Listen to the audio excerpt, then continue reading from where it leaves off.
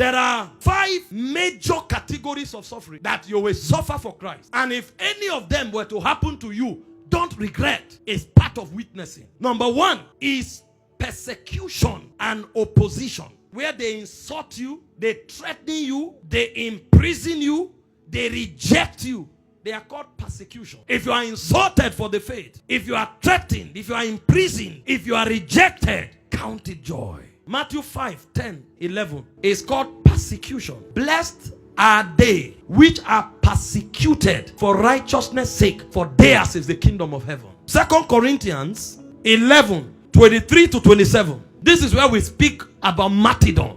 Paul was speaking about other ministers, and he said, are they ministers of Christ? He said, let me speak as a fool. I am more. He said, in labor more abundantly, in stripes above measures, in prison more frequent, in death often. This is witness. He said, of the Jews 5 times I received 40 stripes save one. That's 39. He said, thrice I was beaten with rods. Once I was stoned. Thrice I suffered shipwreck. A night and a day I was in the deep. He fell into the water for a whole night and a day. He said, in journeying often, in peril of water, in peril of robbers, by my own countrymen, by the heathen, in the city, in the wilderness, in the sea, amongst false brethren. The guy knew all the category of suffering.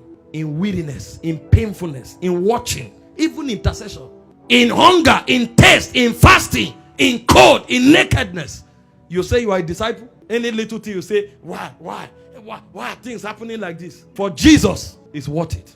It's part of our witness. It's called persecution. Number 3 is emotional and mental suffering. This is where you speak of sorrow, loneliness, anguish for the sake of Jesus and the church. Philippians 2:27, 2 Corinthians 11:28. Paul was speaking about one of his soldiers here who was sick unto death. So there are sorrows, emotional, and then there is social and economic suffering, where you lose possession, where you suffer poverty for the sake of Jesus. Imagine you are in Lagos and God now tells you, go to Gombe, and it calls a village where there's no light. If you are not a witness, you won't go. You know, our missions now, we want to carry the gospel to America. I will, Lord, send me. As you are saying, Lord, send me, you are seeing the map of America. You are seeing the map of England. When God now answers, he will say, go to Mozambique. There's an urgent work to be done. You say no. Satan speaks in these last days. Be careful what you hear. Because you know there will be economic breakdown. It doesn't look like blessing to you. That's why most of us can't be entrusted with much. See, if you want to be a witness, tell yourself, wherever he send me, I will go. The Bible says, so long as you have what to eat, what to wear, and where to lay your head, he said that should be enough for you. Now, if God blesses you, enjoy. The Bible told us God gives us everything richly to enjoy. God is not against living well. But if for the sake of Christ, you need to suffer hunger, suffer it. It's part of your testimony. Finally, type of witness you will suffer is spiritual suffering. That is warfare. The resistance of sin, enduring temptation, and battling principalities and powers. See, there are places you go to and preach Christ because souls are saved. They will shoot arrows at you for a month. Even accidents will be orchestrated. They will move men to hate you. Some will shoot you as their own life's assignment. If you are beaten today, can you sustain your testimony? If you lose your job, can you sustain your testimony? If you were to move from the place of your comfort for the sake of Jesus, can you sustain your testimony? If you came under attack because of Jesus, they gang up against you, demote you, can you sustain your testimony? Now, if these things are not happening to you, how can you say you are genuine? This is who the apostles were.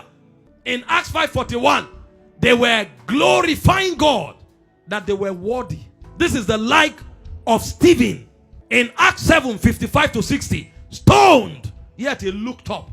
How can you look up when you are being stoned? Every time you lift up your eyes, a stone can hit you. But he looked at glory. He said, I see the Son of Man standing by the right hand of the Father.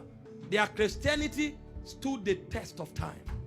It overcame trials. This is the testimony of the prophets of old. They were not just seers. He said, time will fail me to speak of Barak, of Gideon, of Jephthah, of David, of Samuel, and the prophets who through faith subdued kingdoms, obtained promises, shut the mouth of lions, quench the violence of fire.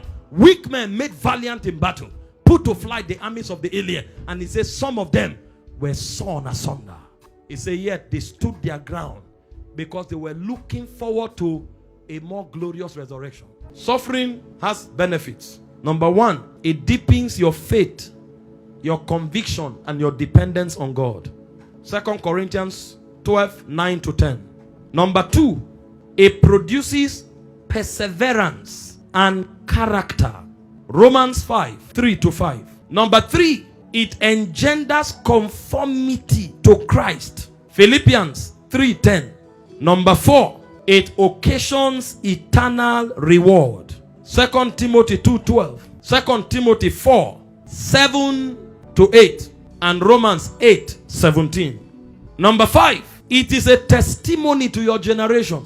Acts 5:41. Philippians 1:29. Number six, it strengthens the church. Acts 8, 1-4. Acts 2, 23-43.